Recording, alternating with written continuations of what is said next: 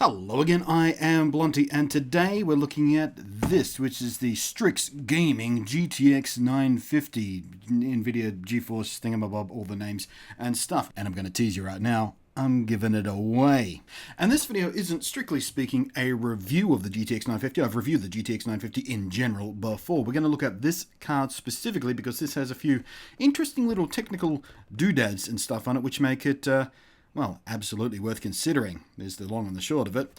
Now, first question I get asked when I do videos on the GTX 950 is basically, why would you buy a GTX 950 instead of the GTX 960? The 960 being higher up on the ladder a little bit, it's a little bit more powerful, you get a little bit more better performance out of it, so why wouldn't you spend that little bit of extra money to get a 960? And I would tell you, well, you probably should sometimes, but if you like online competitive games, MOBAs specifically, multiplayer online battle arenas, I always forget what that acronym stands for. I think I got it right. Correct me if I'm wrong, I'm sure you will. People love correcting people on the internet. But the GTX 950 specifically has been designed with those games in mind because it has technology built into it to reduce the latency between your action and action in the game. So I'll show you a little video that NVIDIA put together when they announced this technology and the GTX 950. But basically what it does is make the reaction time between when you, say, click a mouse to perform an action to that action happening in game much, much shorter.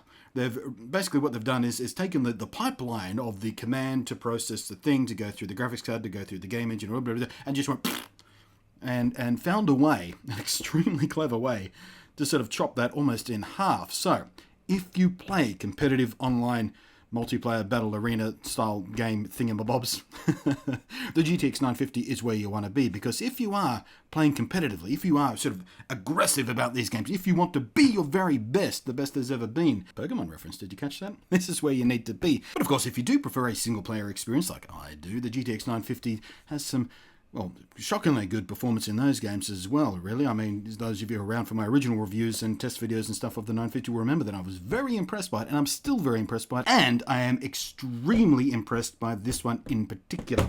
And we'll get to that in a moment when I show you the benchmarks and the overclocks and all that kind of exciting stuff. But first, we're going to have a look at the card itself and talk about some of the technology it's going to be building, the specific card from Asus. And then we're going to put it into, oops-a-daisy, my little mini gaming rig here, which we built again. It's all on video. Well, I'm going to let you know a secret. I put it in there already. I'm destroying the mystery of television, or at least YouTube. As a matter of fact, it's in there already. So yeah, that's the prop box. It's empty. But yeah, let's have a talk about the card. Now, Asus say their fancy Direct-CU2 technology, that's what they call the cooler, shoves up to 600% more air than stock coolers do, which is pretty baller all on its own. And the specific design of the cooler on this GTX 950 is a bit more open than I'm used to seeing. There's lots of open space underneath and over the VRAMs and stuff, so although the heatsink makes only direct contact with the GPU, and the VRAM don't get their own heatsinks, there's just a flood of air constantly pushing over them when they need it to keep them nice and cool. The twin heat pipes are unusually beefy, at least for a 950, 8mm copper-plated pipes which dig their way through the dual array of horizontal aluminium heatsinks. And of course up top, two 80mm fans push all the air about, and they do that awesome thing of shutting down completely until the GPU reaches 60 degrees and actually needs them, so it stays utterly silent in operation under low to moderate loads. And as a guy who likes to talk a lot into a microphone while sitting next to a PC, I can't stress enough how much I love it when cards do that. After 60 degrees C, they of course start spinning up to keep you buried in the safe zone of thermals, and by default they do so nice and conservatively, so the card stays as quiet as possible at all times. And quiet it is. Even under full-on gaming loads, it barely goes past 50%, maybe 60%, which means it's still whisper quiet, and I love that.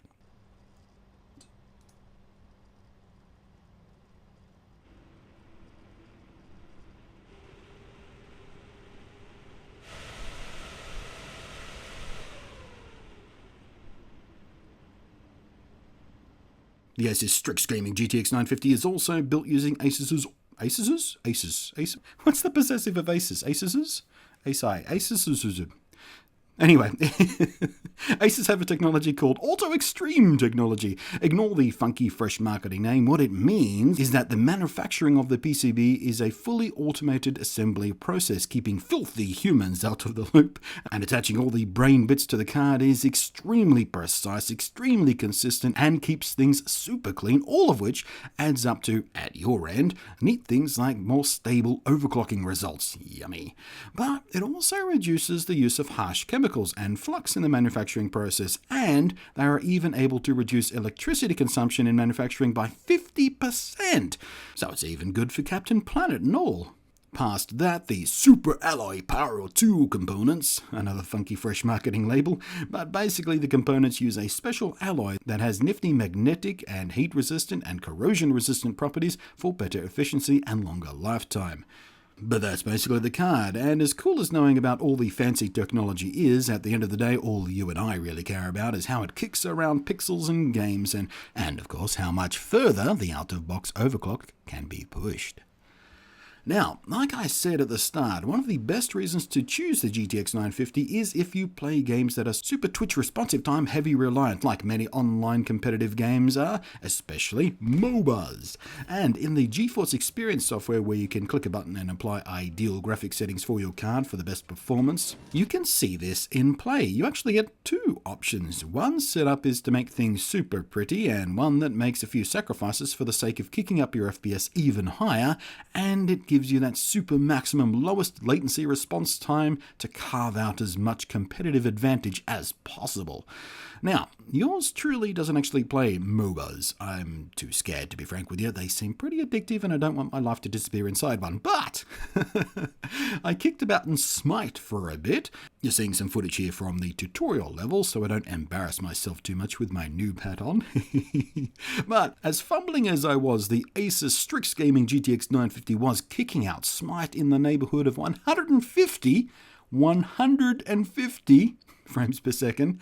And although measuring the millisecond latency stuff is beyond the scope of this video, it certainly feels damn snappy. In Dota, and again to prevent embarrassing myself and frankly annoying random teammates I matched up with online with my ineptitude noobness, you're watching some hot live rendered spectator action here, but the story is the same, frame rates from 80 to 100 FPS and liquid smooth reactions. I have no idea, by the way, if the dude, or possibly dudette, in this random match I recorded here is even any good at the game. They may very well be sucking for all I know. You Dota nerds will have to tell me in the comments if this gameplay is any good. I'm all NFI on the DOTA MOBA WTF YOLO acronym ZOO. But back in the wheelhouse of single-player experiences, though, where I'm more comfortable, I can tell you GTA 5 ran real nice, 1080p, singing above 60 FPS. Now, it's a GTX 950 of course, so you're turning off a few of the fancy tricks, doy. But as you can see for yourself, super smooth, lovely, perfect gameplay all the way through, yummy.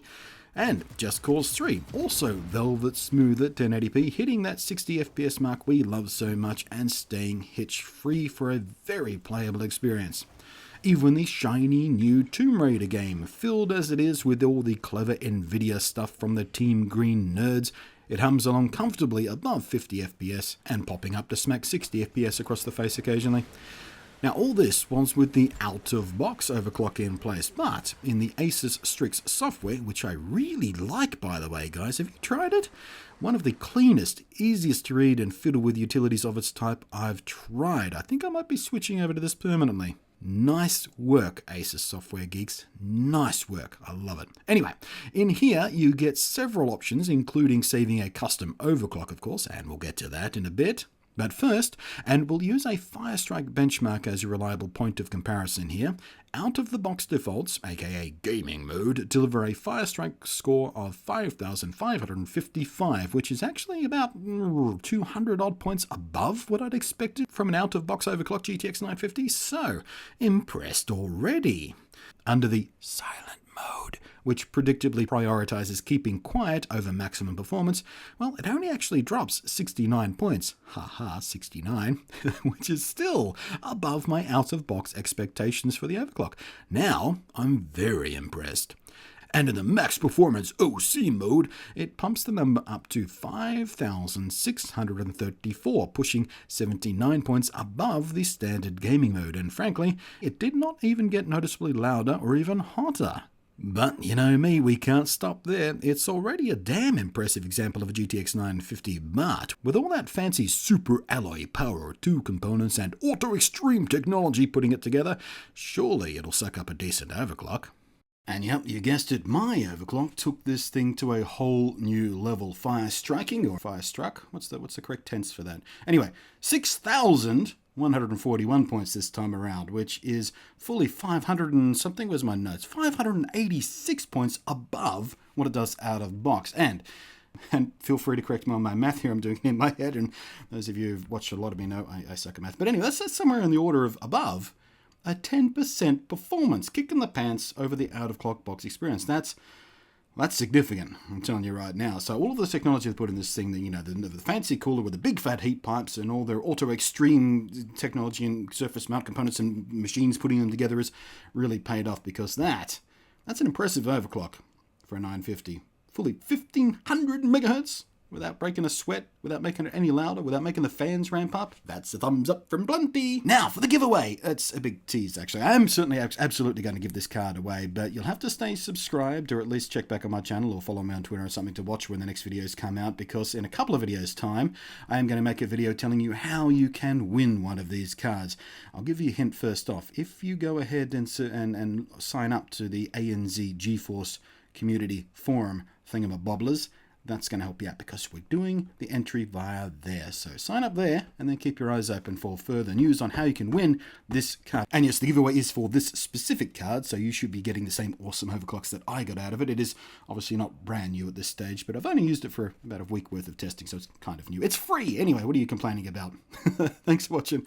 I am Blunty, and I will catch you next time.